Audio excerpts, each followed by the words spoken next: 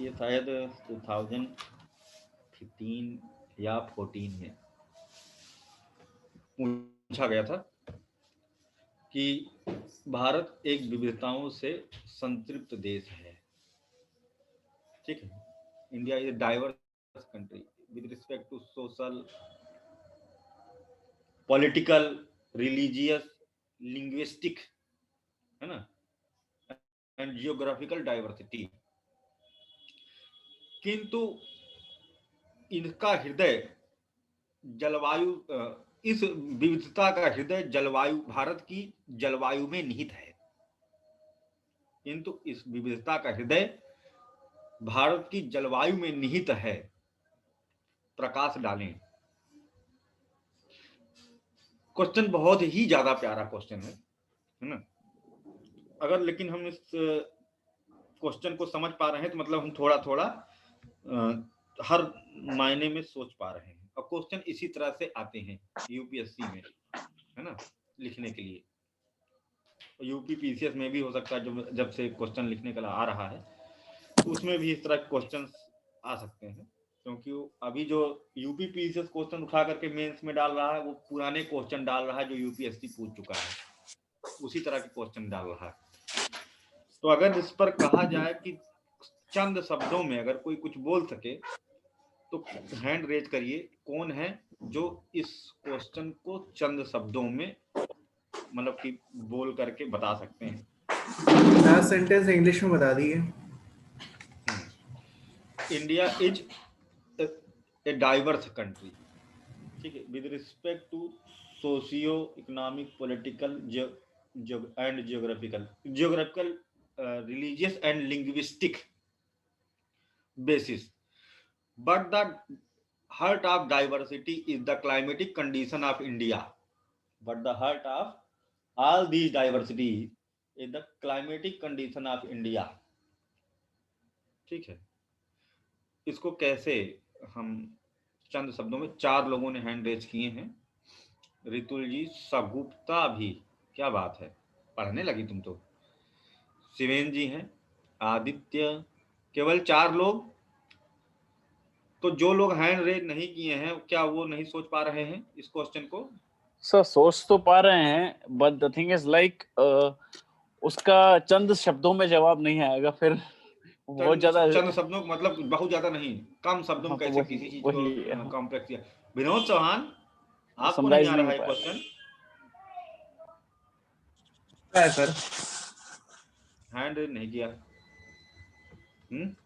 चलो कोई बात नहीं, ठीक है। लक्ष्मी जी, क्या आप इस क्वेश्चन का आंसर दे सकती हैं? सर दे सकती हूँ, बट थोड़ा सा लेंदी हो जाएगा। लेंदी हो जाएगा, कंप्रेस नहीं हो पाएगा। चलो ठीक है, बोलो। लाइन सही रही तो आगे बोलने की अनुमति दे दूंगा, ट्राई करो। Okay sir, okay sir. मतलब सर यहाँ से स्टार्ट कर सकते हैं ना, जैसे इंडिया का पहले ज्योग्राफिकल लोकेशन बता देंगे कि कौन से लोकेशन में है। नहीं कि ऐसे बोलो जैसे लिख रही हो। अच्छा सर, ऐसे अभी थोड़ा सा मुश्किल हो जाएगा, ज्यादा लेंदी हो जाएगा मुझसे।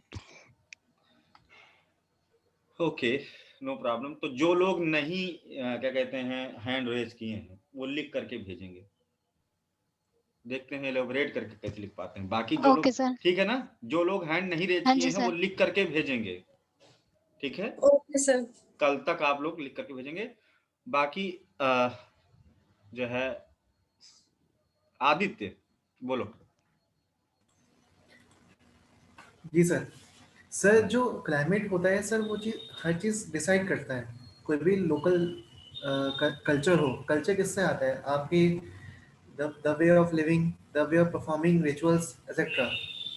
सो मतलब with change in place your culture is changing. और इंडिया में हर जगह वैरायटी है, तो आपके कल्चर ऐसे कि आप फेस्टिवल सेलिब्रेट करते हो तो उसी चेंज आ जाती है। तो अगर क्लाइमेट अगर ये कॉमन टाइप का होगा तो कॉमन टाइप का ही कल्चर होगा, अगर हम बहुत शॉर्ट फॉर्म में अगर एक्सप्लेन करें तो बिहार और उत्तर प्रदेश एक साथ जुड़े हुए हैं। Both are the climatically similar states of India, both are lies on the bank of Ganga river, and its tributaries, है ना? The types of soil and the agricultural pattern are the same both region, but the culture of both states are somehow different. Uh, why? If your statement is the correct.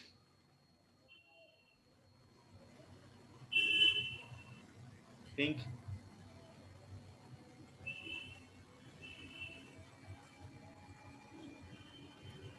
Sir कुछ आया दिमाग जो में, सोचा कुछ? बिहार और UP है, अभी करंट हम सिचुएशन पे देख रहे हैं।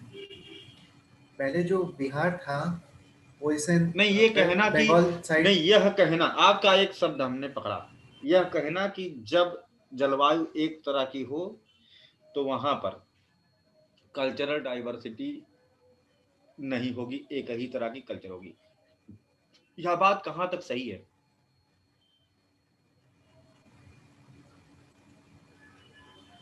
हाँ सर इसमें कोई बात नहीं, कोई बात नहीं, सोचो सोचो, बैठ के सोचो, आगे फिर मौका मिलेगा बोलने का। सगुप्ता, ये हम आधार है, अभी जलवायु पढ़ाने से पहले हम आधार निर्मित जी करेंगे। सर। हाँ, बताइए। जी सर। सर जलवायु क्या होती है, इसमें बोला गया है कि जलवायु ही उसका जो हृदय है, विविधता। भारत हमारा देश जो है वो विविधताओं वाला देश है। यहाँ हर प्रकार की विविधता देखने को पाई जाती है, चाहे वो सांस्कृतिक हो, भौगोलिक हो या जलवायु हो। इस प्रकार की विविधता यहाँ पर पाई जाती है, परंतु इसका हृदय हम जलवायु को कह सकते हैं, क्योंकि जलवायु के माध्यम से ही हमारा व्यापार जुड़ा हुआ है, व्यापार से हमारे लोग जुड़े हुए हैं और लोग से हमारी संस्कृति जुड़ी हुई है। अगर हमारे क्षेत्र की जलवायु, मिट्टी और उसका जो क्लाइमेट है वो अगर अच्छा होगा, यहाँ पे वर्षा अच्छी होगी तो यहाँ पे कृषि अधिक होगी। ठीक है, यहाँ की यदि मिट्टी अच्छी है, मिट्टी के भी अलग अलग प्रकार होते हैं। कुछ क्षेत्रों में यदि हमारे पास काली मिट्टी पाई जा रही है तो वहां पे नकदी फसल होगी, तो वहां पे उस प्रकार के लोग आके बसेंगे, इंडस्ट्री डेवलपमेंट होगी, तो वहां से हमारा क्षेत्र क्या हो जाएगा, अलग अलग। और उसी जगह में, जैसे हम छत्तीसगढ़ का एग्जाम्पल मैं लूंगी, तो हमारे ही छत्तीसगढ़ एरिया में कुछ जिलों पर क्या है, काली मिट्टी है, वहां पर नकदी फसल होती है, तो वहां पर इंडस्ट्रियल डेवलपमेंट हुआ, ये एक अलग सेक्टर हो गया। और कुछ जगह है जहां पर धान का कटोरा बोला जाता है छत्तीसगढ़ को, तो वहां पर ऐसी जलवायु है कि वहां पर खेती अधिक होती है, तो यहाँ पर खेती से जुड़े लोग रहते हैं। अब रही बात कल्चरल की, तो जैसे जैसे हम जलवायु पर ही निर्भर करता है, जो लोग खेती अधिक करेंगे वो खेती से रिलेटेड फेस्टिवल बनाएंगे, जैसे ज्वारा त्योहार हो गया या नवाखाई हो गया एक्सेट्रा। लेकिन जो लोग इंडस्ट्रियल डेवलपमेंट से जुड़े होंगे वो उससे रिलेटेड त्योहार मनाएंगे, जैसे पोला, मतलब कुछ भी त्योहार ले लीजिए, वो सारी जगह अलग अलग मनाया जाता है। फिर राजनीति, राजनीति भी उसी तरीका से जुड़ी रहती है। अगर खेती भर राज्य हमारा क्षेत्र है तो वहां पर जो राजनीति रहेगी वो उनको बोला जाएगा कि भैया हमका विकास करेंगे, आपका डेवलपमेंट करेंगे, आपके ग्राम ग्राम, क्योंकि भाई खेती हो रही है तो डेफिनेटली उन लोग ज्यादा डेवलप नहीं है, तो उस एरिया को डेवलप करने की बात की जाएगी, तो वहां पर रणनीति या योजनाएं भी उसी प्रकार की लागू होगी। तो इस प्रकार मैं ये सार दे सकती हूँ कि जलवायु जो है वो हमारी भारत की विविधताओं का एक हृदय है। बहुत बढ़िया। देखो, बहुत बढ़िया। देखो, सबसे बड़ी बात यह है कि यूपीएससी क्वेश्चन है और इसको अगर हम थोड़ा भी अभी टच कर पा रहे हैं, कुछ बता रहे हैं, तो मतलब अच्छा है। सबसे पहली बात अगर देखा जाए तो धारा प्रवाहिता, धारा प्रवाह बोलना मतलब कि दिमाग में वो कहीं देख नहीं रहा है, कोई कुछ नहीं कर रहा, बस लगातार अपने मनोभाव को और जो पीछे उसने अध्ययन किया है एक साथ खटखट खटखट खटखट बोल रही हो। इसमें तुमको हम धारा प्रवाहिता पे 10/10 देंगे। Thank you sir, thank you. Knowledge base पर तुमको हम देंगे। जो तुमने बोला उसमें कई सारी एरर्स थी, तो तुमको हम 3/10 देंगे, ठीक है ना? एज पर यूपीएससी मार्क करूंगा मैं, है ना? खुश होके कोई मार्किंग नहीं है ना? क्योंकि हमें वहां पर जाना है, वहां पर हमें पहुंचना है ना? अभी बताएंगे एरर क्या थी, है ना? एरर्स थोड़ी सी थी, लेकिन बहुत अच्छा बोला तुमने। 3 नंबर भी मिलना बहुत बड़ी बात होती है, 5 नंबर पर कटाव चला जाता है ना? खैर, तो कॉमन सेंस जो यूज किया गया वो भी बहुत अच्छा था, है ना? धारा प्रवाह में ही है। और नॉलेज बेस पर, कंटेंट क्वालिटी पर हम तुमको देंगे। कंटेंट क्वालिटी मतलब कि इंडिया पर जो रिलेटेड कंटेंट है, भले वो क्वेश्चन को कनेक्ट ना करता हो, लेकिन जो जहां पर है उसको तुमने बताया, है ना? इस पर तुमको हम देंगे। एक जगह मिस हुआ है बस, काली मिट्टी वाला मामला एक जगह मिस हुआ है थोड़ा सा, इसलिए उसमें हम तुमको 7/10 दे रहे हैं। ठीक है? बहुत अच्छा, एक्सीलेंट परफॉर्मेंस, ऐसे थैंक यू सो बहुत मच अच्छा सर। इंप्रूव करोगी। पिछले टेस्ट में तुम्हारे कितने कितने मार्क थे? सर बहुत कम थे सर, 7 ही थे। मतलब 15 में 7 थे। Yes sir. सर रिवीजन नहीं किया था एक्चुअली, जो सुपर पीछे के जूनियर आगे। हो, सुपर जूनियर हो, कोई दिक्कत नहीं, लेकिन आगे तुम इम्प्रूव करोगी, है ना, पूरा उम्मीद है।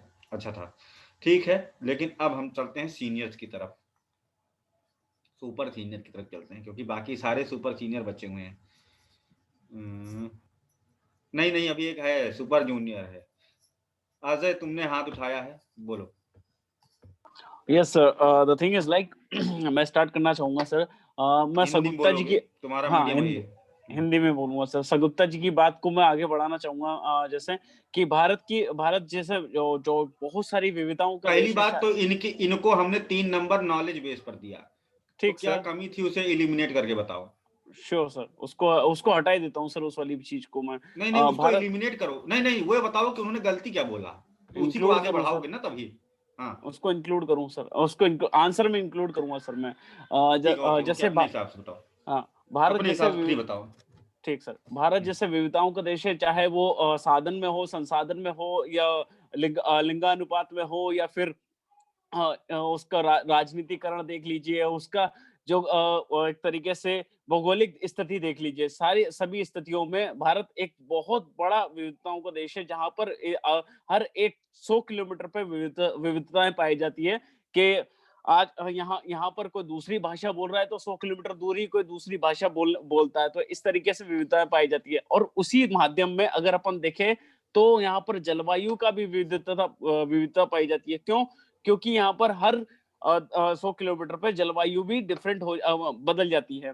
और भारत का हृदय इसलिए कहा जा सकता है जलवायु को, क्योंकि भारत की 70% कृषि जलवायु पर निर्भर करती है सर।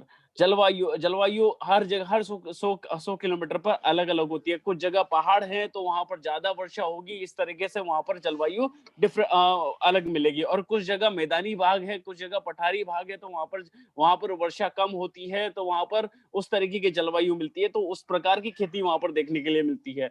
इसी तरीके से जहां पर ज्यादा हाँ, जहाँ पर ज्यादा एक तरीके से नदियां पाई जाती है, वहां पर अवसादन की प्रक्रिया बहुत ज्यादा होती है, तो वहां पर अलग अलग प्रकार की मृदा पाई जाती है। इसी तरीके से अगर अपन देखें, तो अगर हम पूरे भारत को 5 एक तरीके से भागों में विभक्त कर सकते हैं, पृथक कर सकते हैं जलवायु के आधार पर। अगर अपन देखें तो उष्ण कटिबंध कटिबंध क्षेत्र अगर अपन देखें तो राजस्थान का पश्चिमी भाग और राजस्थान का पश्चिमी भाग और मध्य भाग अपन देख सकते हैं। उसी तरीके से अगर अपन देखें कि बहुत जो एक शीत लहर या शीत जलवायु अगर देखना चाहें तो अपन कश्मीर और हिमाचल प्रदेश का एरिया एक तरीके से क्षेत्र देख सकते हैं। और अगर अपन देखना चाहें कि जहां पर ज्यादा वर्षा कहां पर अब होती है। कनेक्ट नहीं हो रहा है, देखो। Yes sir. देखो, ये जो बता रहे हो गलत है। देखो, ऐसा जहाँ के बारे में बता रहे हो, ऐसा क्लाइमेटिक कंडीशन, वो गलत हो सर गया, है ना। क्लाइमेटिक हाँ, कंडीशन सर अब वो आगे पढ़ोगे समझ में आ जाएगा, यस है ना। सर। वो आगे समझ में आ जाएगा, क्योंकि इक्वेटर करीब रहोगे तो ट्रॉपिकल रहोगे, है ना। बाकी क्या भी ट्रॉपिकल है, उसका कारण क्या है, उसका कारण डिफरेंट है, लेकिन कनेक्ट नहीं हो रहा है मुद्दे पर। आपने जो बात बताई सही है, धारा प्रवाहशीलता पर 7/10, नॉलेज बेस पर 3/10 मार्क हम आपको देंगे, ठीक है। लेकिन इसमें बात यह है, कनेक्शन, मुद्दे पर कनेक्ट नहीं हुई बात। कृषि सर, पूछा जा रहा है एग्जैक्ट ना भाई, कृषि पर आप पूरी तरह से फोकस हो गए, जबकि कृषि का शब्द वहां पर इस्तेमाल ही नहीं हुआ है सर। इंडस्ट्रीज पे आते सर, नहीं, इसीलिए ठीक है, तो लेकिन मैंने अच्छा बोला प्रयास था, प्रयास अच्छा है। नहीं, प्रयास लेंदी हो ठीक है, जाए, प्रयास ठीक लेंदी हो जाएगा, लेंदी हो जाएगा, लेकिन हमको शुरुआत में कनेक्ट करके दिखाना, कोई बात नहीं है। अब आते हैं हम रितुल जी के पास, birthday boy. Thank you sir.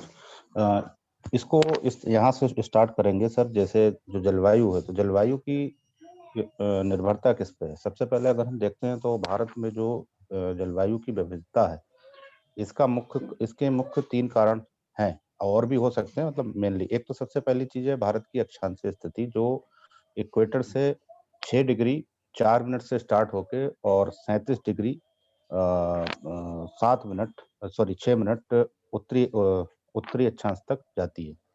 दूसरी इसकी जो कंडीशन है वो यहाँ की जो भौगोलिक संरचना है, जिसमें 29% पर्वतीय क्षेत्र, 28% पठारी क्षेत्र और बाकी 43% जो है मैदानी क्षेत्र है।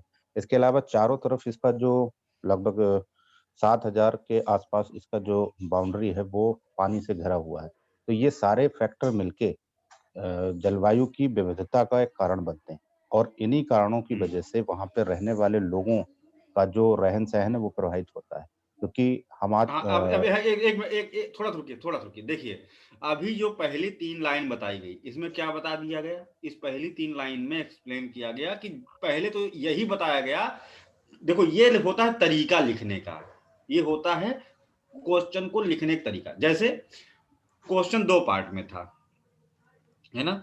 2 पार्ट में क्वेश्चन था। पहला पार्ट में था कि भारत एक डाइवर्स कंट्री है ना?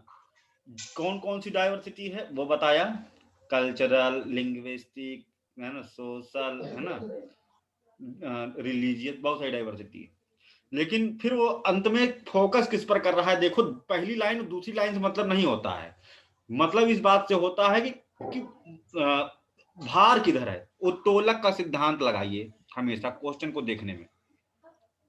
हमें ये देखना है, जैसे को अगर मान लो भार इधर ज्यादा है और इधर कम भार है, तो बताइए जो हम लगाते हैं कीली, है ना, उत्तोलक, उसको कहाँ लगाएंगे? किस साइड की तरफ हमें लगाना होगा? इधर, ए की तरफ या बी की तरफ? होगा उधर, इधर ए की तरफ। तो क्वेश्चन जिधर भारी हो, पहली लाइन या दूसरी लाइन से मतलब नहीं है, बाकी लोग समझिए लिखने का तरीका, है ना। यहाँ पर जो है लिखने तो सभी अच्छा है, लेकिन मार्क ज्यादा किसको मिलते हैं? तो हमें मार्क ज्यादा लेने हैं, है ना। तो वहां पर भार क्या था, लेकिन हृदय कौन है? क्लाइमेटिक डाइवर्सिटी, यानी कि जलवायु विविधता यहां पर पहुंच गई, और बाकी की विविधता बी पर पहुंच गई, क्योंकि हृदय यही कहा जा रहा है क्वेश्चन में, कि इसी कारण ये है। तो यानी कि पेंडुलम इधर खिसकेगा ज्यादा, यानी कि हम पहले उस मेन मुद्दे को पकड़ेंगे। इसको देखते ही एग्जाम समझ जाता है कि हम जो पूछना चाह रहे हैं ये समझ रहा है, तो पहले उस हृदय को एक्सप्लेन कर दो। तो इन्होंने अभी 3 लाइन में जो एक्सप्लेन किया वो क्यों है जलवायु विविधता, बहुत शॉर्टकट में एक्सप्लेन किया, है ना। एक चीज भूल गए, एक तो ये 8 डिग्री 4 मिनट है, 6 डिग्री 4 मिनट नहीं, है ना। दूसरी बात, ये आपने पर्वतीय क्षेत्रों का शायद नाम नहीं लिया, या फिर मुझसे मिस हुआ। नहीं, मतलब तो ये बोला था सर 29% पर्वत है, 28% पठार है, 43% बोला था, मैदानी तब क्षेत्र। ठीक है। और ये जो है अंडमान का इंदिरा पॉइंट से शुरू हो रहा था, तो हमने वहां से पकड़ा। अच्छा, वहां से आपने काउंट किया है क्या? जी, क्योंकि हमने कहा ना इक्वेटर से 6 डिग्री 4 मिनट नॉर्थ से स्टार्ट हो रहा है भारत का। मेन लैंड ना लेकर के आपने आइलैंड लिया है, तो राइट हो गया जी, तो परफेक्ट है। तो फिर परफेक्ट है। ये 3 लाइन में बताई गई कि क्लाइमेटिक डाइवर्सिटी क्यों हुई। आगे की लाइन आप बोलिए। जी, तो इसी की वजह से जलवायु में विविधता आ गई, और जब जलवायु में विविधता आती है तो वहाँ का जो संस्कृति का मतलब हम कैसे रहते हैं, क्या खाते हैं, क्या पीते हैं, और हमारी जो दैनिक दिनचर्या है वो किस तरह से व्यतीत हो रही है, वो उस पर निर्भर करती है। और बाकी लोगों ने सही बता ही दिया है, तो इसको आगे कनेक्ट किया जा सकता है। बहुत अच्छा है। शिवेन जी बोलिए, तो उसके बाद आगे हम इसको शुरू करते हैं। जी,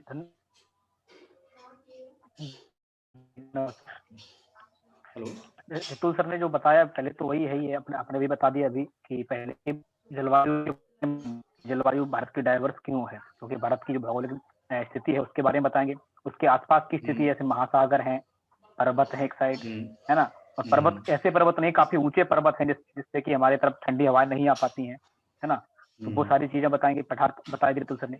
अभी इसको सर हम कैसे जोड़ेंगे राजनीतिक को, भाषाई, धार्मिक, संस्कृत है ना, सांस्कृतिक तौर पे। सांस्कृतिक तौर पे तो वही हो गया खान पान रहन सहन, ये सारी चीजें हम इसके बताएंगे। जैसे जो समुद्र किनारे लोग रहते हैं, विशेषतः दक्षिण भारत में, वो लोग मछली ज्यादा खाते हैं, बंगाली लोग मछली ज्यादा खाते हैं, तो उनकी संस्कृति में ये सारी चीजें हो जाएंगी। अभी सर जो मैदानी भाग आएगा, अब क्योंकि मैदानी भाग की जलवायु इस प्रकार की है कि वहाँ खेती ज्यादा हो सकती है, खाद्यान्न उत्पादन ज्यादा होता है, तो उनकी संस्कृति वहाँ उस प्रकार से चेंज हो जाएगी कि वो लोग मांसाहार कम करके, और जबकि जो शाकाहारी भोजन है वो ज्यादा करते हैं, और अपने पूजा पाठ में फसलों को शामिल करते हैं, है ना सर। ये सारी चीजें आ जाएंगी। बहुत अच्छा। इसी पे हार्वेस्टिंग फेस्टिवल, यस सर, पूजा पाठ में है, तो वो धार्मिक हो गया। अभी सर राजनीति में अगर इसको ही देखें, तो राजनीति में क्या होगा कि अगर कोई राजनीतिक पार्टियां हैं, भारत में बहुत सारी राजनीतिक पार्टियां हैं, अगर कोई उत्तर भारत की राजनीतिक पार्टी है तो वो निश्चित तौर पर उसका मुख्य मुद्दा किसानों की कर्ज माफी, किसानों से संबंधित योजनाएं इस टाइप की होगी। लेकिन अगर वहीं कोई दक्षिण भारत की राजनीतिक पार्टी है तो उसकी मुख्य प्रकार की योजनाएं होंगी कि किसानों के लिए सिंचाई की व्यवस्था, क्योंकि वहाँ सिंचाई की व्यवस्था नहीं है, साथ ही साथ में मछुआरों की बात भी उसमें शामिल हो जाएगी। जब यही पार्टियां देश के स्तर पर चुनाव लड़ती हैं तो ना मतभेद हो जाता है। एक पार्टी चाहती है कि नहीं दक्षिण भारत की बातें ज्यादा सुनी जाए, दूसरी चाहती है उत्तर भारत की बातें ज्यादा सुनी जाए। इसी प्रकार से अगर किसी राज्य में धार्मिक आधार पे कोई धर्म, एक संप्रदाय की जनसंख्या कुछ ज्यादा है कुछ कम है, तो वहां भी राजनीतिक मतभेद पैदा हो जाते हैं सर। तो इसको हम इसमें शामिल कर सकते हैं सारी चीजों को। इंटर स्टेट डिस्प्यूट जो है होते हैं, नदी पानी की बता दिए ना सर, पानी की सिंचाई योजनाओं पे ध्यान देना सर। विशेषता सब दक्षिण भारत में ज्यादा होता है। हाँ बिल्कुल परफेक्ट है। उत्तरार्ध भाग जो है शिवेन जी ने कंप्लीट किया, और लेकिन इसको और बारीकी से अच्छे से लिखा जा सकता है। चैप्टर को पढ़ने के बाद बहुत सारी चीजें हमारी क्लियर हो जाएंगी, तो उसके बाद हम सब इस क्वेश्चन को अच्छे से सॉल्व कर सकते हैं, है ना। बहुत बढ़िया। अब आते हैं हम लोग, देखते हैं कि इंडियन क्लाइमेट की विशेषताएं क्या हैं, फिर उसके बाद types of climatic condition in India, उसको देखेंगे हम लोग। काफ़ी बढ़िया, काफ़ी टिपिकल, काफ़ी मस्त इंटरेस्टिंग जो है चैप्टर है आपका, भारतीय जलवायु, इंडियन क्लाइमेट। तो सबसे पहला क्वेश्चन यहाँ पर बनता है, और हम साथ ही साथ मेंस और प्री के क्वेश्चन भी करते चलेंगे, इस तरह के जो आ सकते हैं, जो आए हैं, ताकि हमें पता रहे कि कैसे पूछता है क्वेश्चन वहां से। तो पहली बात आती है कि क्वेश्चंस पूछे गए हैं कि जैसे कि भारत का 2/3 भाग कर्क रेखा के ऊपर है, 2/3 part of India lies north of Tropic of Cancer, है ना। But the climate of India is tropical, why? एक क्वेश्चन ये हो गया, है ना। कहने का मतलब कि भारत का 2/3 भाग कर्क रेखा के उत्तर में पाया जाता है, लेकिन तब भी भारत की जलवायु उष्णकटिबंधीय है। क्यों? इसको भी अभी हम लोग देखेंगे। क्योंकि उष्णकटिबंधीय होने के लिए शर्त क्या होती है? जैसे मान लीजिए कर्क रेखा ये है 23.5 नॉर्दर्न लैटिट्यूडनल लाइन, और मकर रेखा, तो जो एरिया इन दोनों के बीच स्थित होता है ना, tropic of area lies between the tropic of Cancer and Tropic of Capricorn considered as the tropical climatic region, ये उष्णकटिबंधीय जलवायु का क्षेत्र कहलाता है। लेकिन यहाँ पर तो 2/3 भाग, अधिकतम भाग जो है कर्क रेखा के ऊपर आ रहा है ना। तो भी क्यों भारत की मानसूनी दशा, भारत की जलवायु दशा उष्णकटिबंधीय है भाई, है ना। एक क्वेश्चन ये बन जाता है। फिर बढ़िया, कर्क रेखा तो यहीं से गुजर जा रही है, इतना पूरा एरिया तो उसमें आ रहा है, इतना पूरा भाग, तब भी भारत की जलवायु कैसी है? उष्णकटिबंधीय। जबकि उष्णकटिबंधीय है तो इतने को ही काउंट करना चाहिए था, जो कि थोड़ा एरिया है। एक क्वेश्चन ये समझ गए हम लोग, है ना। दूसरा क्वेश्चन यहां से उठता है कि भारत की जलवायु को प्रभावित करने वाले कारकों की विवेचना कीजिए।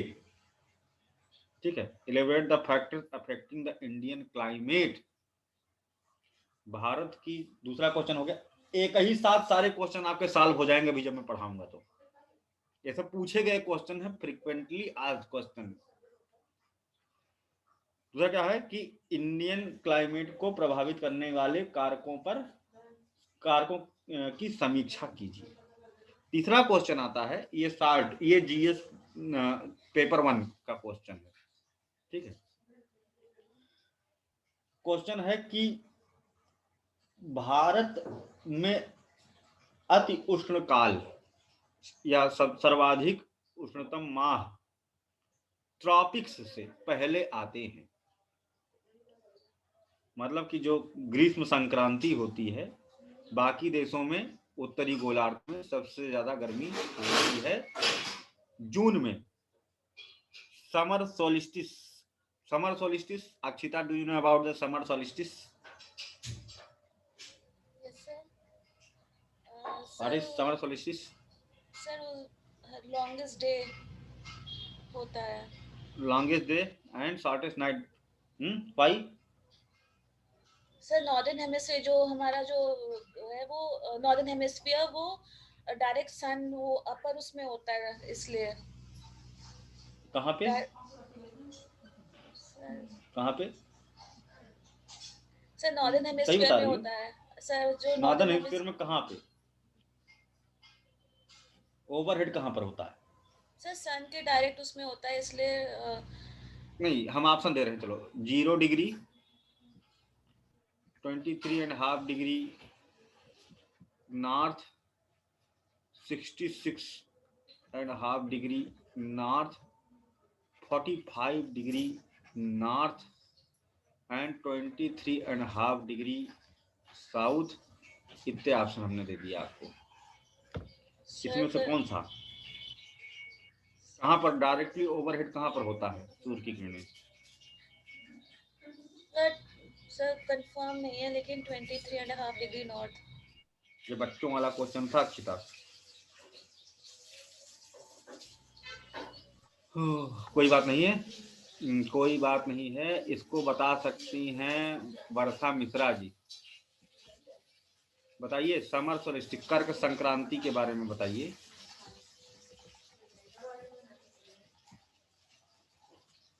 या ग्रीष्म संक्रांति।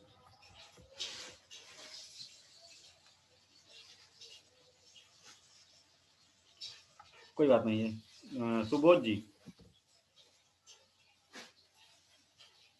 ये बच्चों वाला क्वेश्चन। कहाँ पे? कहाँ पे मारे? Number right answer, B number sir. हाँ, right answer. 23.5 degree northern latitude, कर्क रेखा पर सूर्य की किरणें सीधे चमकती हैं। 21 जून को, है ना, जिसे कहते हैं समर सोलिस्टिस। इस दिन उत्तरी गोलार्ध में सबसे बड़ा दिन और सबसे छोटी रात होती है और 66.5 डिग्री पर सूर्य दिखाई देता है। मिडनाइट सन इंसिडेंस जिसे कहा जाता है। और यहाँ 6 महीने की रात हो चुकी होती है अंटार्कटिक सर्कल पर, और आर्कटिक सर्कल पर दिन शुरू हो गया है, 6 महीने का दिन। Midnight sun incidence occurs in Arctic circle, countries lies in Arctic circle. तो अभी directly overheaded over the tropic of Cancer, 23.5 degree northern latitude. So this region is warmer. In solstice month, countries lies over the tropic of Cancer are warmer in comparison to the whole world. जो भी देश अब यहाँ पर होंगे सबसे गर्म होंगे, लेकिन कब? जून के महीने में। लेकिन भाई भारत है तो एक्सेप्शनल है, जो दुनिया में नहीं होता यहाँ इंडिया में होता है ना। तो क्या होता है भैया, ये पहले ही गर्म हो जाता है। यहाँ के लोग थोड़ा ज्यादा हॉट हैं, क्यों? अभिषेक बाबा हॉटेस्ट पर्सन चमन प्राश खाते हैं ना। हाँ 24 अर्थ वार्म। तो क्यों भाई, भारत में ऐसा क्या है कि जो है यहाँ पर जून से दुनिया में लोग देर में गर्म हो रहे हैं, भारत के लोग जल्दी। तो 1 महीना पहले ही यही पूछ रहा है कि 1 मंथ पहले ही, मतलब prior to the tropics month ज्यादा वार्म हो जाता है। क्यों? बढ़िया क्वेश्चन है, बेहतरीन है ना। 50 शब्दों में लेकिन कैसे लिख पाओगे इस बात को? सर ये क्वेश्चन एक बार रिपीट कर दीजिए ना। भारत में सर्वाधिक उष्ण माह, उसके आगे क्या बोला था आपने? क्वेश्चन एक बार रिपीट कर दीजिए ना प्लीज। उष्ण भारत माह, में सर्वाधिक उष्ण माह संक्रांति माह से पहले, संक्रांति माह से पहले देखा जाता है। कारण की समीक्षा कीजिए।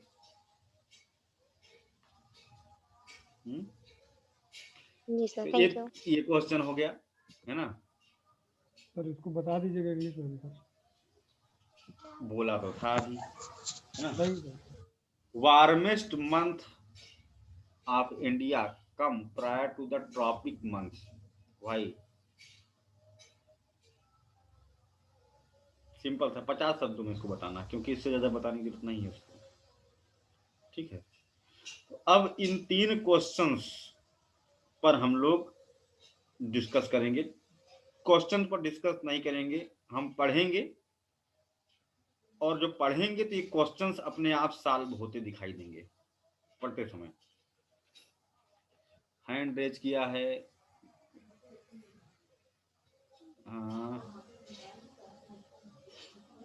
हाँ बताइए आदित्य जी। गुड़िया ने भी हैंड रेज किया है, कई लोग हैंड रेज किए हैं। हाँ बताइए क्या कहना है। सर मैंने वैसे हैंड रेज नहीं किया था, लेकिन मुझे आंसर डाउन लगभग कर पता दीजिए। है। अच्छा, आंसर लगभग पता है। विमला तो की टॉपिक वाला बता सीक्वेंस में हमने दीजिए। बताया। टॉपिक वाला बताइए कि prior to the topic month क्यों होता है। सर एक तो ये है कि हमारा डेजर्ट है, खास डेजर्ट। तो पहले तो क्या होता है कि जो समर मंथ में क्या होता है, जो इक्वेटर 0 डिग्री होता है, हीट बेल्ट होती है, वो अपर शिफ्ट हो जाती है, हल्का सा अपर साइड मतलब शिफ्ट हो जाती है। मतलब जो एक्चुअल में वो ITC Z है, इंटर ट्रॉपिकल कन्वर्जेंस जोन, वो हल्का सा वीक पड़ जाती है, ऊपर शिफ्ट हो जाती है ड्यू टू हीट। तो हर चीज़ जो बेल्ट है अपर ट्रॉपिक का आंसर जो है 10 to 20 डिग्री ऊपर शिफ्ट रहती है। प्लस जो हमारा जो डेजर्ट है वो ईरान से लू अटैक करती है, क्योंकि लो प्रेशर डेवलप हो जाता है, तो पूरे नॉर्दर्न प्लेन्स में लू चलती है। हेलो सर, आवाज आ रही है? आ रही है, आपकी आवाज आ रही है। आ रही आवाज आ रही। तो यही आंसर है, मेन पॉइंट। ITCZ जो है 10 to 20 डिग्री शिफ्ट हो जाती है ऊपर की तरफ, नदन साइड, क्योंकि लो प्रेशर डेवलप हो जाता है। शिफ्ट होती है कि वीक होती है, पहले तो यही कंफ्यूजन हो रही है। खैर चलो इसको बात करेंगे, अभी थोड़ा कंफ्यूजन। आप समझ तो रहे हो लेकिन एक्सप्लेन नहीं कर पा रहे हो जिस तरह से करना चाहिए। ठीक, समझ रहे हो, लेकिन जो जिस तरह से 50 शब्दों में बोल करके खत्म करना है वो बात नहीं आ रही है। हाँ भानु बोलो नहीं तो अभी हम पढ़ाते हैं तब अपने आप सब। 1 मिनट में बस देख लेते हैं। सर क्या होता है कि विषुवत रेखा पर सूर्य की जो किरण होती है वो लंबवत पड़ती है, जिसके कारण गर्मी वहां पे अधिक होता है। तो जब अधिक गर्मी हो जाती है तो हवा ऊपर की तरफ उठने लगता है, तो वहां पे लो प्रेशर क्रिएट होता है। तो अब विषुवत रेखा पे सालों भर मतलब हवा ऊपर की ओर चलती है, तो इसलिए वहां पे मतलब निम्न दाब का क्षेत्र पाया जाता है। और विषुवत रेखा हर जगह पाया जाता है। इन शब्दों का यहाँ इस्तेमाल करेंगे तो शब्द सीमा चली जाएगी। हर जगह पाया जाता है वो तो। ये सर, तो ये क्या होता है कि ये मुद्दे पे आओ, मुद्दे पे।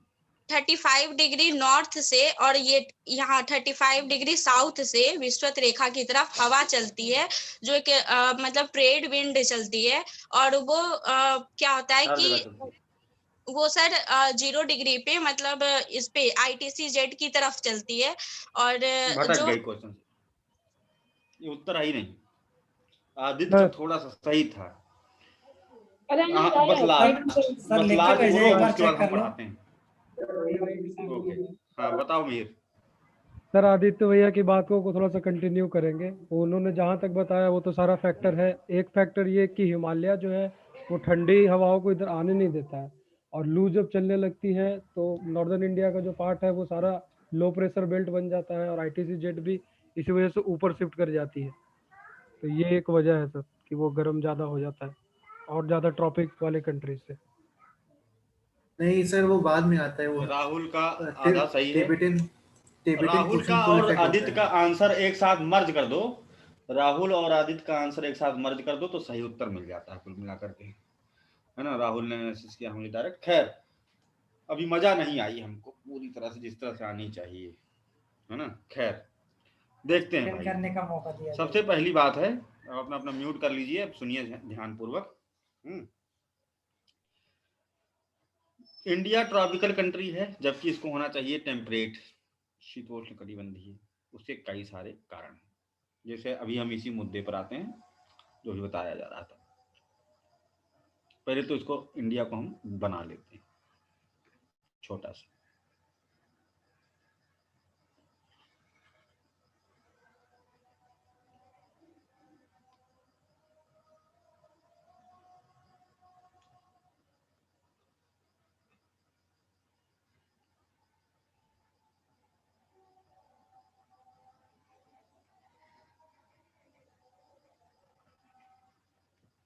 थोड़ा बुरा बना है लेकिन कोई बात नहीं।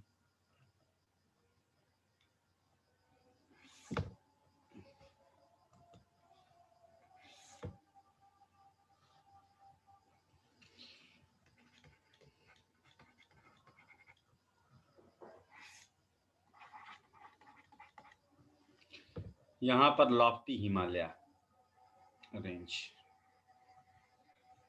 हिमालय की पर्वत माला में अवस्थित।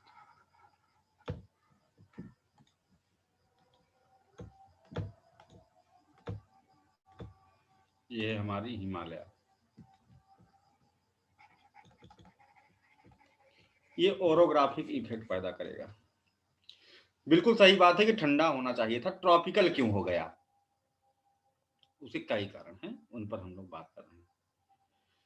एक तो लॉफ्टी हिमालय, हिमालय का पर्वतीय अवरोध, जो कि साइबेरिया से जो आती हैं और जगहों पर पहुंचती हैं लेकिन भारत नहीं पहुंच पाती हैं, यहाँ से डाइवर्ट हो जाती हैं चाइना में, है ना। कौन है ये हवाएं? ऊपर से साइबेरिया से आने वाली साइबेरियन कोल्ड विंड्स, साइबेरिया की ठंडी हवाएं, unable to enter in the Gangetic plain because of the orographic barrier of Himalaya. सीधी सीधी बात करनी है, बहुत घुमाने की जरूरत नहीं है, है ना। हिमालय के पर्वतीय अवरोध के कारण साइबेरिया की ठंडी हवाएं भारत के बृहद मैदानी क्षेत्र में प्रवेश नहीं कर पाती हैं। अतः जिस प्रकार से यह अन्य क्षेत्रों में तापमान को निम्न करती हैं, भारत में करने में असमर्थ रहती हैं। यानी क्या है कि अन्य जगहों पर वो पहुंच रही हैं, ठंडा कर रही हैं, लेकिन भारत में नहीं कर पा रही हैं। यानी कि एक तो ये ठंडा नहीं कर पा रही, साइबेरियन कोल्ड विंड, है ना। दूसरी बात आती है, एक फैक्टर ये हो गया, दूसरा बात आती है प्रेजेंस ऑफ थार डेजर्ट, उत्तर पश्चिमी मरुस्थलीय क्षेत्र।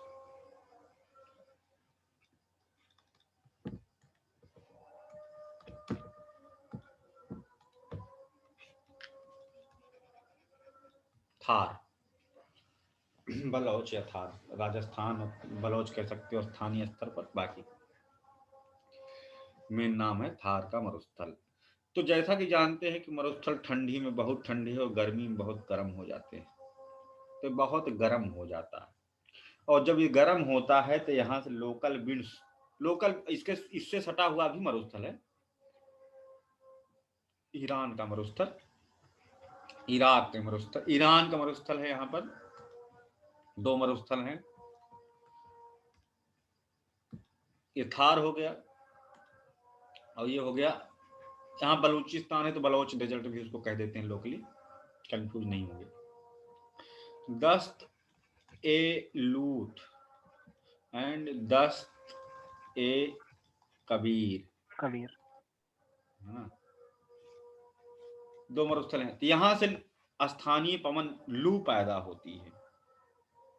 ठीक, लू के चपेटे में वही लोग नहीं आए होंगे, है ना, जो घर से बाहर नहीं निकलते होंगे, है ना। कभी न कभी तो हमने लू का थपेड़ा देखा होगा कैसा होता है। कब चलती है लू? अप्रैल से चलना शुरू करती है ना, अप्रैल मई और मानसून आने के पहले तक जून में चलती है, 10 जून 7 जून तक चलती। बहुत ही गर्म होती है, ड्राई होती है, अत्यधिक शुष्क और अत्यधिक गर्म, इतनी कि अगर आपके बॉडी से टकराएगी तो आपके बॉडी के अंदर जो मॉइस्चर है उसको एवोपरेट कर देगी, बाहर निकाल देगी और आप डिहाइड्रेशन के शिकार हो जाएंगे, जिसे कहते हैं कि लू लग जाना। इसलिए मना किया जाता है कि मत चला कर, लू में नहीं निकलना चाहिए। तो यहां से क्या बहती? लू।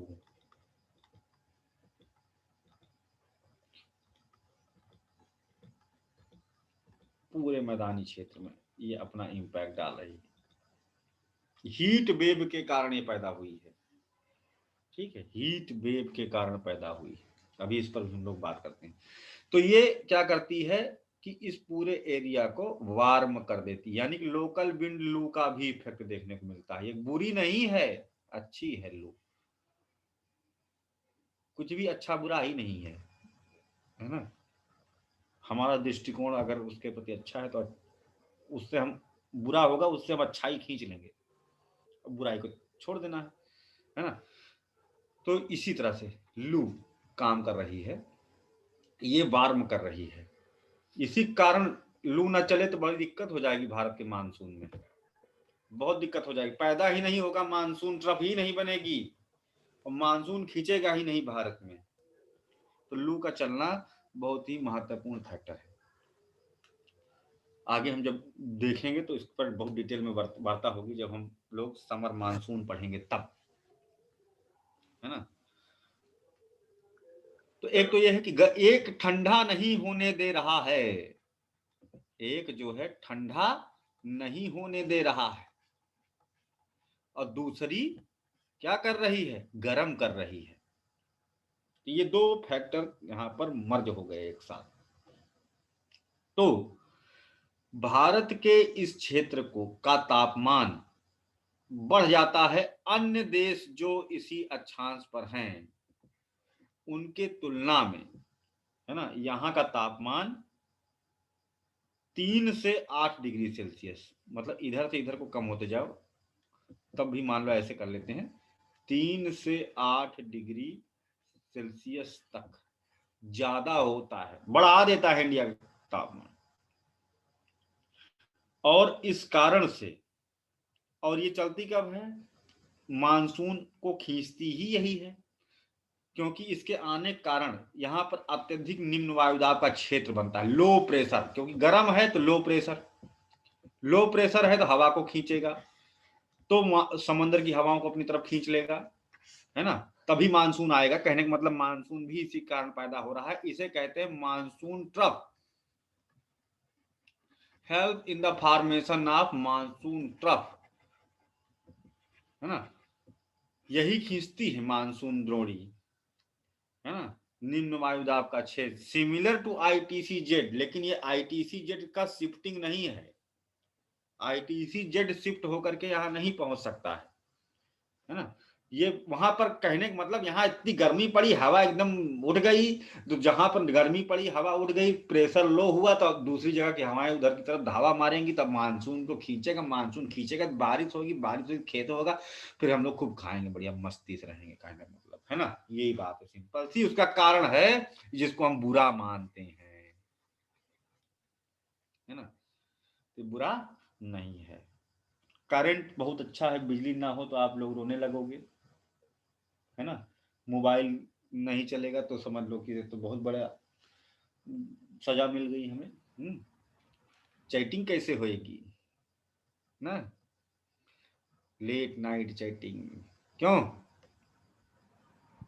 हाँ, तो लेकिन जा करंट पकड़ लो, हाथ लगा लो करंट, तो नुकसानदायक है। तो ये हुआ। तो इस तरह से जो ट्रॉपिक ऑफ कैंसर के ऊपर वाला भाग है वह भी ज्यादा गर्म हो गया, ठंडा हो नहीं पाया और गर्म हुआ, है ना। तो यह सपोर्ट करता है कि भारत का मानसून, क्योंकि एक यहाँ पर मानसून पर डिपेंडेंसी है, तो भारत का जो जलवायु है कैसा है, गर्म हो गया, तो मतलब ट्रॉपिकल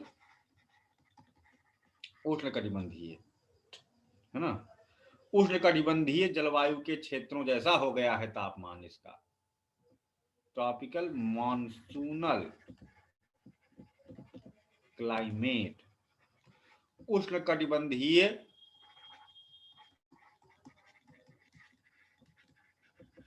मानसूनी जलवायु है, क्योंकि भारत की मानसून जलवायु पर डिपेंड करती है, और वह जलवायु डिपेंड करती है इस तरह के फेनामेना पर जो स्थानीय कारक हैं, जो भारत पर प्रभाव डाल रहे हैं, जो भारत की जलवायु को नियंत्रित कर रहे हैं, और भारत की जलवायु विभिन्न चीजों को नियंत्रित कर रही है। उष्णकटिबंधीय इसके कारण मानसून खींच रहा है, इसी कारण तो जल कैसा है, मानसून से रेनफॉल होती है, एग्रीकल्चर वगैरह मानसून पर डिपेंडेंट है। तो उष्णकटिबंधीय मानसूनी जलवायु, मानसून आने के पहले पूजा होती है, मानसून आने के बाद पूजा होती है, जहां जहां पर जब जब बारिश होने का समय होता है तो वहां पर इंद्र की पूजा होती है कि बारिश करवाएं, बारिश नहीं हो रही होता पूजा होती है, वहां पर जिस तरह का अनाज, वहां की सॉइल और वहां की कंडीशन को देख करके हो सकता है उन चीजों का ही वहां पर ऑफरिंग किया जाता है, वो चीजें खाई जाती हैं, उन चीजों से रिलेटेड फेस्टिवल्स होते हैं। तो वहां के लोगों का रंग रूप, भाई गर्मी ज्यादा पड़ती तो काले कलूटे, है ना, लेकिन ठंडी ज्यादा पड़ती है, जहां पर पहाड़ी क्षेत्र है तो किन्नी आंख वाले छोटे से, है ना, और हम जैसे लोग सांवले वाले लोग, यहाँ के मैदानी क्षेत्र वाले, न गोरे न काले, किसी कैटेगरी के नहीं, है ना। तो ये सब क्या है, फिर ये अपने सभ्यता और अपने उस चाल चलन के हिसाब से अपना कम्युनिटी बनाने लगते हैं। दूसरी बात, जब जियोग्राफिकल बाउंड्री नहीं होती है तो आवागमन सुलभ रहता है, तो उस कारण से भाषा का आदान प्रदान होता है। लेकिन जब जियोग्राफिकल बैरियर ना हो, मतलब जियोग्राफिकल बैरियर हो, लंबी सी नदी हो, मोटी चौड़ी, है ना, पहाड़ हो ऊंचा, तो पारगम्यशीलता उतनी ना होने के कारण ट्रांसपोर्टेशन सर्विस पहले इतनी नहीं थी, अब तो हो गई है। तो जहाज चले जाओगे, लेकिन कितने लोग जहाज चले जाएंगे, ट्राइबल लोग कहाँ जा पाएंगे, उतना कम, कुछ लोग जा सकते हैं, ये कह सकता हूँ। तो मिक्सिंग नहीं हो पाती है, तो उनका अपना स्थानीय भाषा है, अपनी स्थानीय कल्चर, वो सेपरेट करता है कौन, जलवायु भी एक कारक। सर एक छोटा सा question sir, sorry to interrupt you sir, यहाँ पर राजस्थान में जैसे जो अरावली की पर्वतमाला है वो इस लू को प्रतिबंधित नहीं करती होगी क्या? नाटा है तुम्हारा पहाड़। अच्छा सर वो घिस घिस कर खत्म ही हो रहा है, वो इरोडेड है, रिलिक्ट कैटेगरी में आता है, अपघर्तित पर्वत है ना। उसको कहो कि उसकी मम्मा कॉम्प्लेन पिलाएं, समझे। सर वो तो जब तक वो अगस्त ऋषि थे ना, वो जब तक ऊपर जाएंगे नहीं, वो बेचारा कॉम्प्लेन पी ले, कुछ भी पी ले, कुछ होगा नहीं। मैम वो विंध्य पर्वतमाला। चलो ठीक अच्छा, है, वो विंध्य था क्या? हो गया, वो बात विंध्य खत्म, था। बात खत्म है ना। अब यहाँ आते हैं, आगे की बात करते हैं हम लोग, है ना। तो जब गर्मी आती है ना, तो सूर्य जब ट्रॉपिक्स पर नहीं भी पहुंचा रहता है, लेकिन तब भी उसकी किरणें यहाँ पर पहुंचती हैं तो मरुस्थल को अधिक गर्म कर देती हैं, तब लू चलती है। ये पहले ही सुपर वार्म हो जाता है ये रीजन, और हीट वेव जनरेट होती है, जिससे कि ये इस कारण से ट्रॉपिक माह आने के पहले ही भारत का तापमान, भारत के उत्तरी मैदानी क्षेत्र का तापमान क्या हो जाता है, वार्मर ना, अधिक गर्म हो जाता है। Over heating of the desert region lies in the north western part of India and circulation of the low winds in the Gangetic plain from the west to east।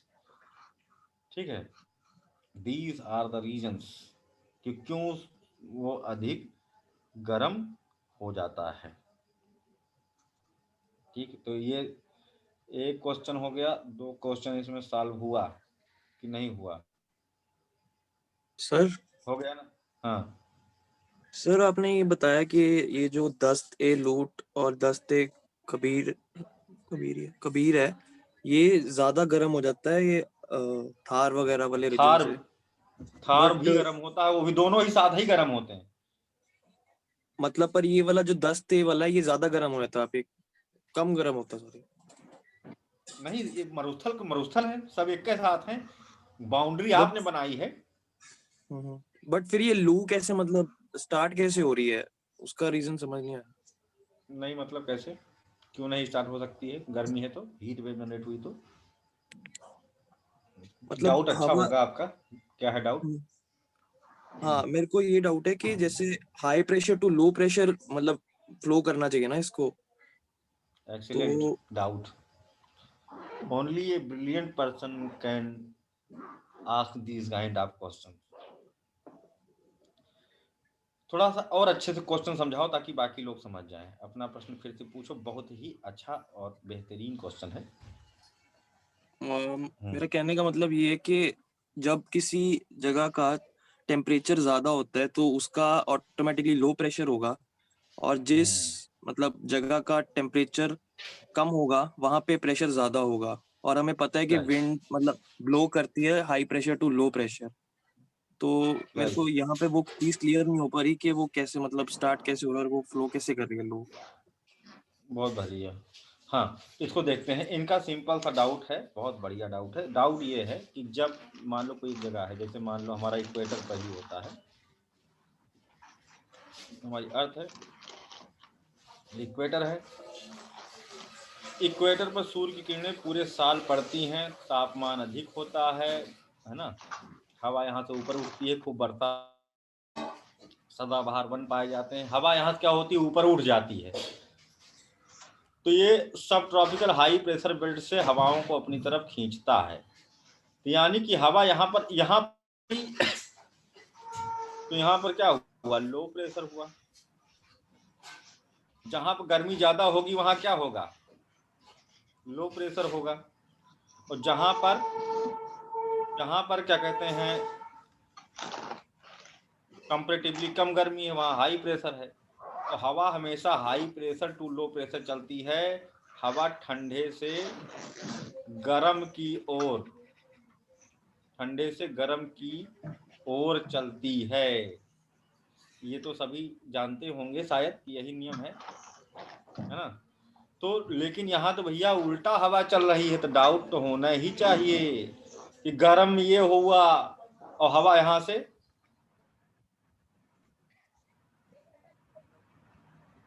यहाँ पर क्या है कि हवा इधर से इधर को चल रही है, जबकि गर्मी किधर ज्यादा है, इधर ज्यादा है, मरुस्थल की तरफ गर्मी ज्यादा है ना।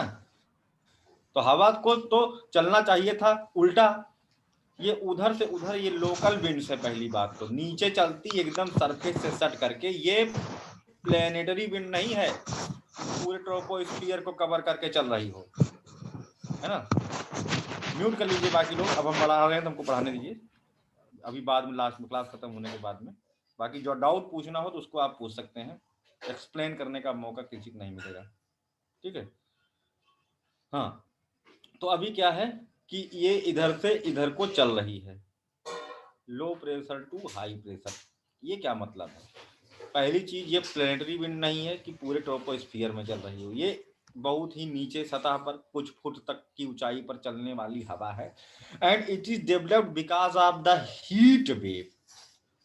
इसको एक्सप्लेन करने के लिए मैं फिर से एक एग्जांपल लूंगा, शायद मैंने एग्जांपल कभी एक बार बताया भी था पीछे, तो वही एग्जांपल सबसे सटीक एग्जांपल यहाँ पे इस डाउट को क्लियर करने के लिए। ये डाउट तो सबको समझ में आ गया होगा मेरे ख्याल से, है ना। इसको समझने के लिए हम करते हैं एक एक्सपेरिमेंट।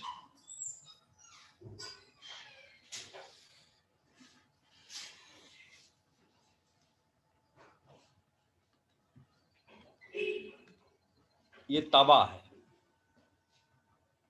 ठीक, बड़ा सा तवा है जिस पर कि भुट्टे रखे गए हैं। भुट्टे थोड़ा येलोई से, येलो कलर ठीक रहेगा, फीलिंग आनी चाहिए।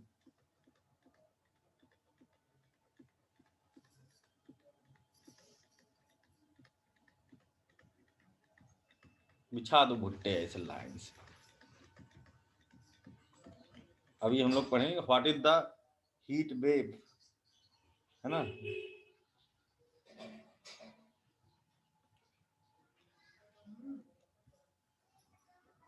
ऊष्मीय तरंगें क्या होती हैं, उनका प्रभाव भारत में क्या पड़ता है, ये भी एक क्वेश्चन बन सकता है, अभी तो पूछा नहीं गया है। यहाँ इसको भट्टी पे चढ़ा दो, नीचे इस साइड में, इस पॉइंट पर, point A, point B.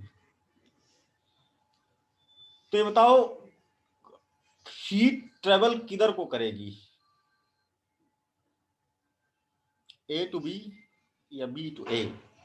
Heat किधर को जाएगी? ए टू बी। हाँ, चालन। हाँ चालन, चालन, अर्थ सरफेस है चालन, ऊष्मा ज्यादा से कम की ओर बढ़ती है। अच्छा, जब ऐसा होगा तो ये जो भुट्टे हैं भैया किधर से उछल उछल करके गिरना शुरू करेंगे, बी टू ए या A to B? A to B. हाँ, ये पहले ऐसे उछलेंगे, है ना, ऐसे ऊपर उछलेंगे, फिर गिरेंगे, फिर उछलेंगे, फिर इधर गिरेंगे, फिर उछलेंगे, फिर इधर गिरेंगे, उठते गिरते ऐसे आगे को बढ़ेंगे। तो दूर से देखने पर या ऊपर देखने पर लगेगा कि ये इधर से कूदते हुए इधर को भाग रहे हैं, क्योंकि तरंग यहाँ पैदा हुई। सिमिलरली जो ये हवा है, लू, ऐसे ही चलती है, खड़ी दीवार की तरह धूल को ऊपर उठाती है, देखियो कभी नहीं इसका चपेटा, और फिर नीचे गिरती है, फिर आगे जाती, फिर ऊपर उठती है बड़ी तेजी सनसनाते हुए, फिर आगे बढ़ती है ना। और इसको मान लो मरुस्थल का वो क्षेत्र जहां पर ये तवा तप रहा है, और इधर इधर मान लो बिहार बंगाल वाला क्षेत्र जहाँ की ये तरफ, और इसको आइडिया धूल को देख करके लगाया जा सकता है, धूल भरी जो आंधी होती है उससे लगाया जा सकता है। ड्राई डस्टी मॉइस्चरलेस विंड, मॉइस्चरलेस इसलिए क्योंकि आ रही मरुस्थल से, तो मॉइस्चर होगा कहाँ से? कभी अभी क्लियर हुआ विनोद जी? नहीं, हेलो, ये कहाँ चला गया? विनोद चौहान, डाउट क्लियर है? सर मैंने पूछा था वैसे। मैंने पूछा था अनुभव। अच्छा, मुझे विनोद चौहान पूछा था, अनुभव ने पूछा था। वेरी गुड, पढ़ने लगे, बहुत अच्छी बात है ना। तो अभी समझ में आया अनुभव? यस सर, आ गया। Very good, very good, nice question अनुभव। ठीक है, तो अभी किसी को इसमें डाउट है? No sir. बहुत बढ़िया। सर आपने यही बताया था ना कि सूर्य की तिरछी किरण से ही मरुस्थल गर्म हो जाएगा, एक लाइन आपने बोली थी, यही थी ना? तिरछी किरण मतलब आपने एक लाइन बोली थी ना कि सूरज मतलब अभी वो कर्क रेखा तक पहुंचा नहीं है और मरुस्थल गर्म हो जा रहा है, उसकी तिरछी पड़ रहा है, ऐसे करके कुछ आप बोले थे। मतलब वहां पर जरूरी नहीं कि ऊपर आएगा तभी वो गर्म होगा, उसके पहले ही वो गर्म हो जा रहा है। ओके। क्योंकि अभी सूर्य की किरणें थोड़ा सा तिरछी ही पड़ रही हैं, डायरेक्टली ओवरहेड नहीं है, लेकिन तब भी वो गर्म हो गया मरुस्थल, क्योंकि ओके मरुस्थल जल्दी गर्म होते हैं, है ना। जी सर। हो गई बात, ये बात क्लियर हो गई ना? ठीक है भाई, जी अगला सर। चलते हैं, अगला चलते हैं। सर हम्म सर मैंने चैट में आपको एक लाइन लिखी थी, इसको स्टार्ट करने से पहले ही, वही दोनों कारण है ये, देखिए जरा एक बार। शायद नहीं तो आपने अभी हम देखा। नहीं देख पाएंगे, अभी हमको पढ़ाने दो, ठीक है। चलिए ठीक। जब पढ़ा रहे थे तो अभी हम पढ़ा रहे हैं कि हम चैट पढ़ेंगे, है ना, मुझे लगा देखा होगा उसको हम आपने। बाद में देख लेंगे। कहाँ लिखे हो ना? ठंडी हवाएं इधर नहीं, हाँ तुमने सही लिखा था, तुम्हारा दोनों ही आंसर सही था राहुल, अभिषेक, तुमने शॉर्टकट में दोनों ही उत्तर लिख दिए थे, वेरी गुड। धन्यवाद। हाँ देख लिया मैंने, गुड।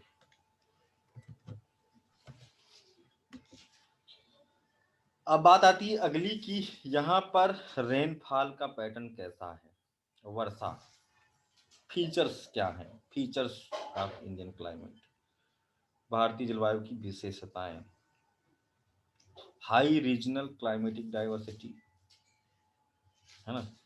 इंडिया है जो high regional climatic diversity, Bharat में अत्यधिक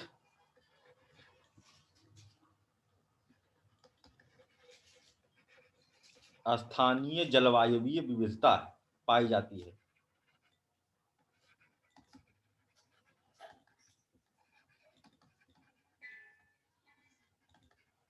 अत्यधिक स्थानीय जलवायुवीय विविधता पाई जाती है। क्यों? Because of its topographical diversity, ऐसा इसकी उच्चावचीय विविधता का कारण होता है। क्यों? वाई वाई क्यों? जिस पर जो है अभी 2-3 लाइन चर्चा हुई थी, आप लोगों ने करी थी वो सब बात। टॉप इसका हृदय क्या है? इसका हृदय है टोपोग्राफिकल डाइवर्सिटी, ठीक है, उच्चावचीय विविधता, विशेष भौगोलिक दशा कह सकते हो, स्पेशल जियोग्राफिकल कंडीशन, इसको ऐसे भी कह सकते हो, स्पेशल जियोग्राफिकल कंडीशन या टोपोग्राफिकल डाइवर्सिटी। इसमें क्या क्या आता है? लोकेशन, डिस्टेंस फ्रॉम द सी, महासागर से दूरी, है ना, अल्टीट्यूड ना, लैटिट्यूड अक्षांश, मान, ऊंचाई यानी पर्वत, पठार प्लेट्यूज, है ना, ये सब, टाइप्स ऑफ सॉइल, मृदक प्रकार, कहीं मरुस्थल कहीं काली मिट्टी, ये सब चीजें आती हैं इसके अंदर, विशेष भौगोलिक दशा के अंतर्गत, जो भारत में भिन्न भिन्न क्षेत्र में भिन्न भिन्न है। ऊपर का भाग पूरी तरह से स्थल अवरुद्ध है और नीचे का भाग महासागरों से घिरा हुआ है। ये चीज देखे थे आप? ऊपर का भाग पूरा पूरा क्या है?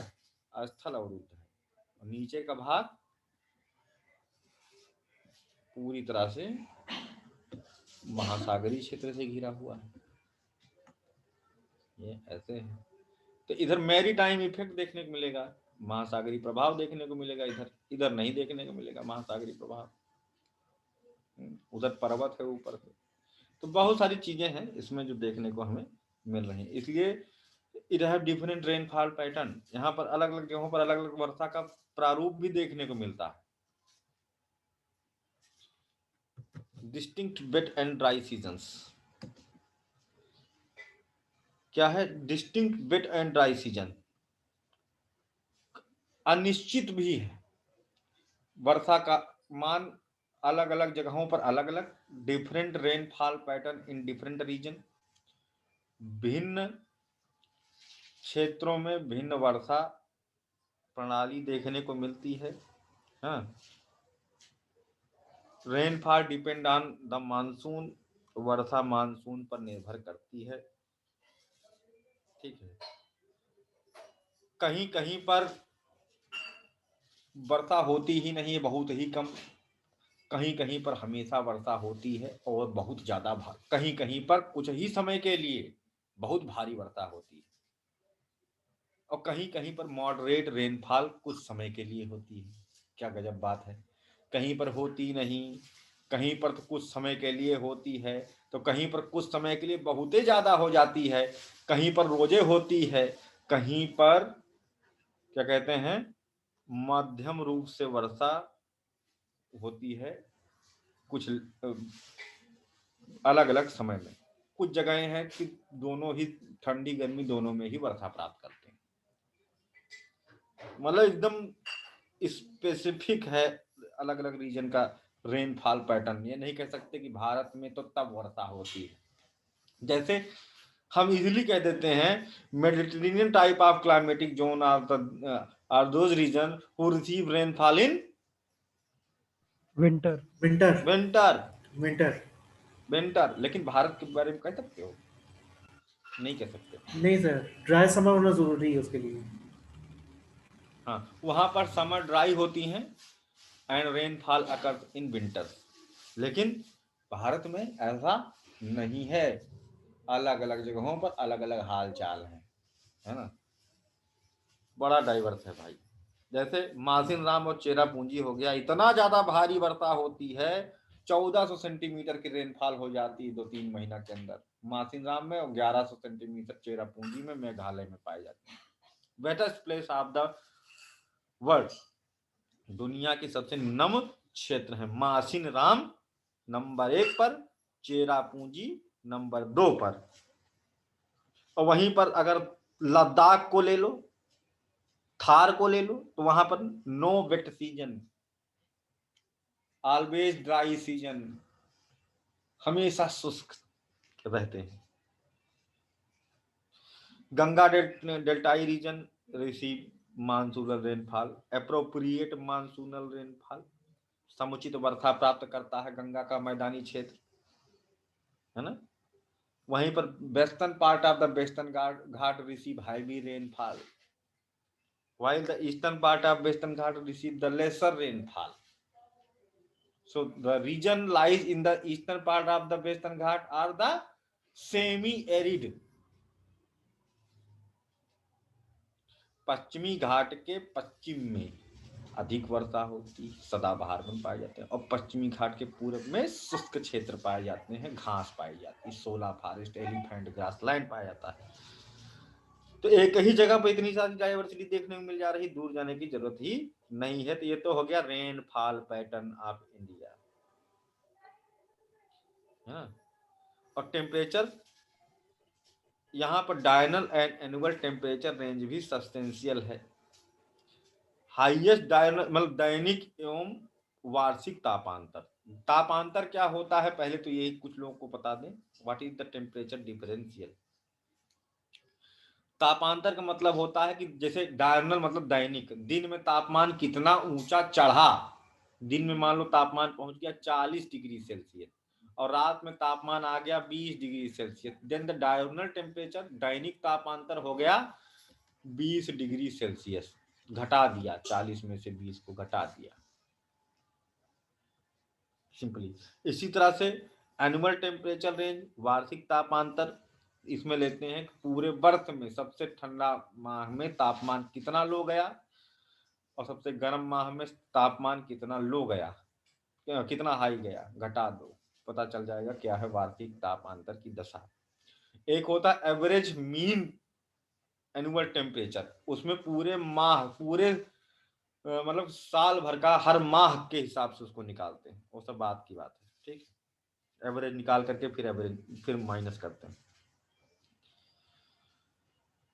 तो कुछ क्षेत्र हैं जहां पर तापमान माइनस में भी चला जाता है, भारत में ऐसी जगहें हैं जैसे द्रास घाटी माइनस में तापमान रहता है वहां, है ना। सियाचिन रीजन है माइनस में, -90 डिग्री सेल्सियस तक तापमान रहता है, बहुत ज़्यादा तापमान डाउन है। तो कुछ जगहें हैं जहाँ पर टेम्परेचर डिफरेंशियल नहीं पाया जाता है, जहाँ पर ठंडी गर्मी हो चाहे कुछ हो, वहाँ पर तापमान around 27 degree Celsius always maintain रहता है। राहुल जी को देखो, एकदम जो है क्या कहते हैं, हाफ टी शर्ट पहन बैठे हुए हैं, है ना। क्यों? क्योंकि वहाँ पर तमिलनाडु हो गया, केरल हो गया, है ना, महाराष्ट्र का सदर्न पार्ट, यहाँ पर तापमान में डिफरेंस नहीं देखने को मिलता। ठंडी हो चाहे गर्मी हो, तापमान हमेशा अराउंड 27 डिग्री सेल्सियस मेंटेन रहता है, लीस्ट टेम्परेचर डिफरेंशियल। वहीं पर जो समुद्र तटों से जुड़े हुए क्षेत्र हैं वहां पर भी मेरी टाइम इफेक्ट, क्योंकि ये ऑलरेडी ये क्षेत्र भी मरुस्थलीय महासागरीय क्षेत्र से जुड़े हुए हैं, क्योंकि महासागर क्या होते हैं, धीरे धीरे ठंडे और गर्म होते हैं, तो वहां पर उनके संपर्क में रहने के कारण साम्यकारी प्रभाव होता है।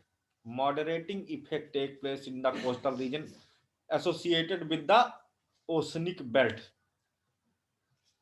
तो वहां पर महासागरीय प्रभाव भी देखने को मिलता है ना। तो ये भी ऐसे यह है ना। तो यहाँ से लैंड ब्रीज, सी ब्रीज चलती हैं, क्योंकि ये धीरे धीरे गर्म होगा, धीरे धीरे ठंडा होगा। लेकिन स्थलखंड तेजी से ठंडा, तेजी से गर्म होता है, तो क्या करता है, जब दिन होगा तो स्थलखंड ज्यादा गर्म, तो हवा चलेगी सागर से स्थल की ओर। रात होगा तो क्या होगा, इसे कहेंगे सागर समीर, सी ब्रीज। तो गरम गरम हवा लेके आएगा, तापमान मेंटेन कर लेगा, है ना। और वहीं पर जब रात होगी तो ये ज्यादा गर्म हो जाएगा, है ना, हवा इधर से इधर से चलेगी। लैंड ब्रीज, सी ब्रीज चलती रहती हैं फ्रीक्वेंटली। ये बिजनेस में भी हेल्प करती हैं, फिशरी के, मत्स्य उत्पादन के। नाव को खे करके पहुंचा देती हैं अपने आप आसानी से, और अपने आप आसानी से लौटा देती हैं। ठीक, तो क्या क्या हो गया, latitudinal location, distance from the sea, Himalaya, loo, है ना, कौन सी जगह पर क्या है, ये सब चीजें हम लोगों ने देख लिया, कौन सी चीज का क्या क्या प्रभाव पड़ता है। भारतीय मानसून के जो डिस्टिंक्ट फीचर्स हैं, कुछ विशेष चीजें हैं जो देखने को मिलती हैं, वो हमने उसको हम बता दे रहे हैं आपको, क्या क्या होते हैं, क्यों होती हैं, इनको हम लोग आगे समय समय पर पढ़ते रहेंगे। जैसे सडन ऑनसेट, अचानक वर्षा, बहुत ज्यादा बादल फटने जैसी बारिश, सडन बर्स्ट।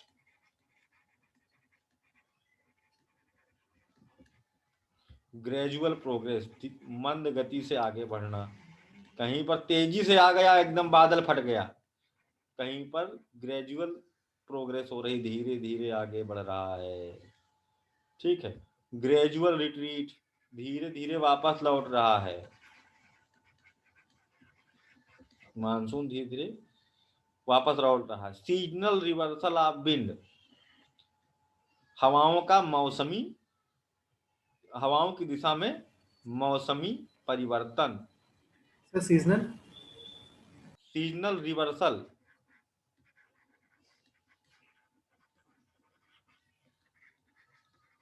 आप विंड, इसमें होता नहीं कि हवा जाती है 6 महीना ऊपर की तरफ, फिर नीचे की तरफ जाती है, आती है, जाती है, लौटाई जाती है ना।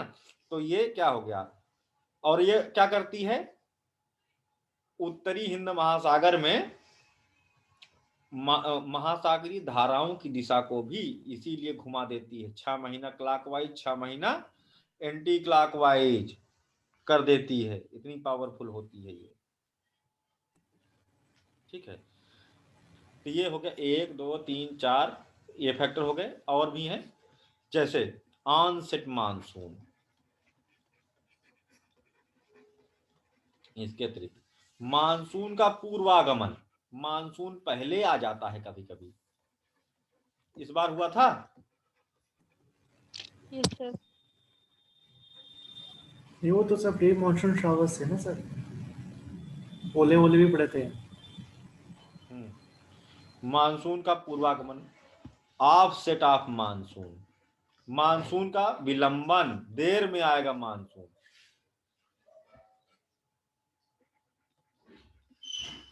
ये सब क्यों होता है आगे हम लोग सब जान जाएंगे जब डिटेल में पढ़ेंगे। अभी और चीजें पढ़नी है, एक एक मानसून को बाइफरकेट कर पढ़ेंगे।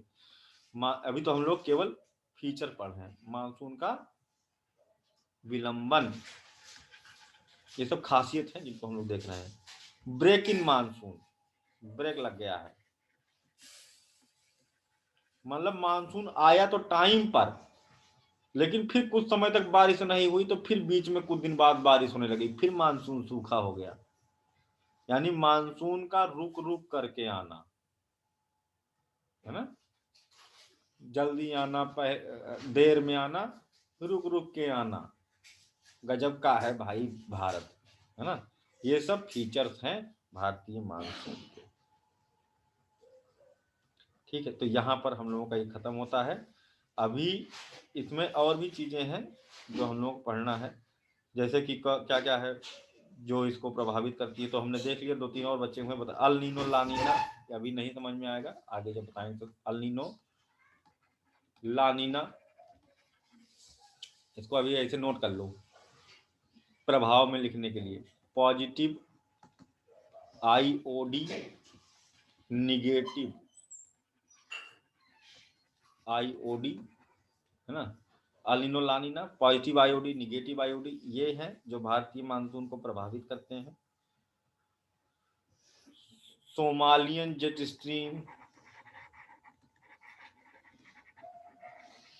ये ज्यादा भारी हो जाएगा शायद, अभी बताने की पढ़ने की जरूरत नहीं है।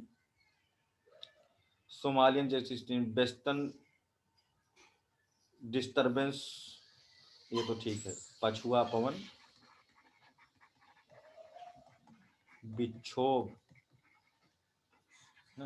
वेस्टर्न डिस्टर्बेंस, ये तो बहुत इंपॉर्टेंट है। Westerly jet stream,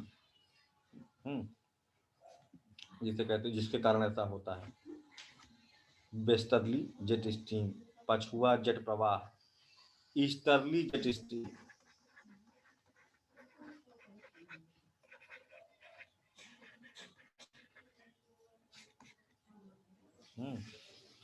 tropical cyclone, उष्णकटिबंधीय चक्रवात भी आते हैं ना भारत में, प्रभावित करते हैं। तो ये सब हैं फैक्टर, इतने, हाँ इतने फैक्टर हैं भाई जो कि भारत को प्रभावित करते हैं।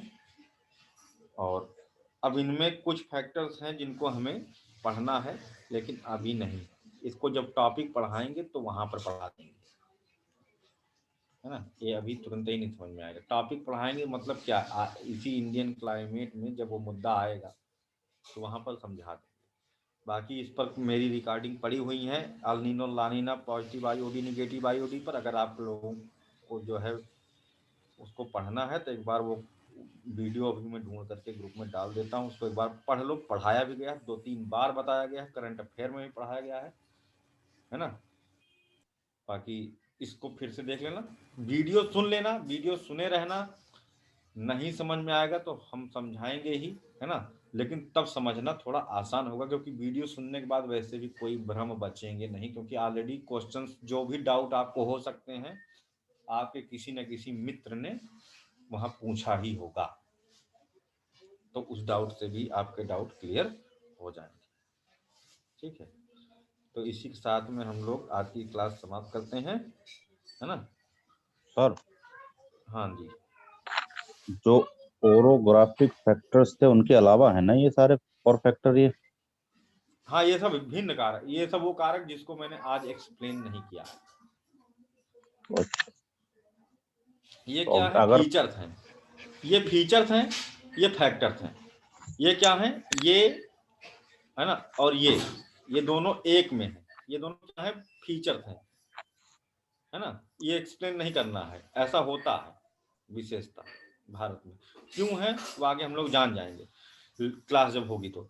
इसमें ये फैक्टर हैं, El Nino La Nina, positive IOD, negative IOD, western jet stream, easterly jet stream, Somalian jet stream, sub tropical jet stream, ये वो फीचर्स हैं जो कि एक्सप्लेन नहीं किया है, क्योंकि इन फीचर्स में कुछ को तो समझ सकते हो अभी, लेकिन कुछ को तब तक नहीं समझ पाओगे जब तक कि वर्ल्ड ज्योग्राफी नहीं पढ़ेगी। उसको समझाएंगे तो है ही हम, लेकिन उसमें लगेगा थोड़ा सा समय समझाने, डिटेल बहुत ही ज़्यादा वो इन डेप्थ चीज़ें, ठीक है। लेकिन हम पढ़ाएंगे तो है ही, लेकिन कल उसको पढ़ाएंगे। कल हम लोग यही सब पढ़ेंगे, El Nino La Nina, positive IOD, negative IOD, Somalian जो सिस्टम, ये जो सिस्टम हो, ये सब पढ़ेंगे, ठीक है। तो सर ऑडियो वो वीडियो उसकी शेयर कर दीजिएगा। हाँ, वीडियो शेयर कर देते हैं। अगर आप लोग को समझ में आ चुका होता है तो फिर हमसे डाउट पूछिएगा, ठीक है, तो हम उसको एक्सप्लेन कर देंगे, है ना। सर एक और चीज है, तो फिर हम जो हाँ जी, लोकस अटैक है वो भी रेनफॉल पैटर्न के थोड़ा चेंज के मारे हो रहा है। लोकस अटैक, लोकस अटैक है वो रेनफॉल पैटर्न में थोड़ा सा चेंज के कारण हो रहा है क्या? होता रहेगा। रेनफॉल पैटर्न यहाँ पर चेंज होता रहेगा, है ना, और ये सब होता रहेगा। बहुत सारी चीज़, अमोक वगैरह है, बहुत चीज़ें है ना, वो करंट अफेयर से जुड़ी हुई हैं। वो केवल रीजनल नहीं, लोकल नहीं, ग्लोबल है, ग्लोबल है, वैश्विक, केवल इंडिया पर नहीं लागू होता, ठीक है। ये वैश्विक समस्या है। तो भाइयों कुछ समझ में आया आप लोगों को? वैसे कुछ कठिन था नहीं आज, कठिन तो शुरू होगा जी सर आया। ठीक है भाई। भी हम तब शुरू करेंगे जब हमको लगेगा कि हम कल शुरू करें, नहीं तो हम पहले क्लाइमेट पढ़ा देंगे, उसके बाद इन फीचर्स को समय एक्सप्लेन करेंगे आगे जा करके। पहले आप लोग वीडियो सुनिए, है ना, नहीं पता चला कि पागल हो रहे हैं सुन के, क्या हुआ, है ना। ठीक, थैंक यू सर।